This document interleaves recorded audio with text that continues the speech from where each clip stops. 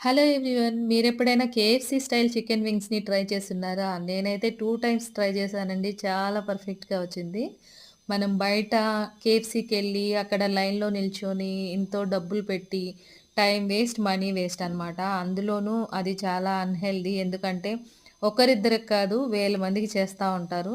మనం ఇంట్లోనే ఈజీగా ప్రిపేర్ చేసుకోవచ్చు. చాలా ఈజీ ప్రాసెస్ కూడా.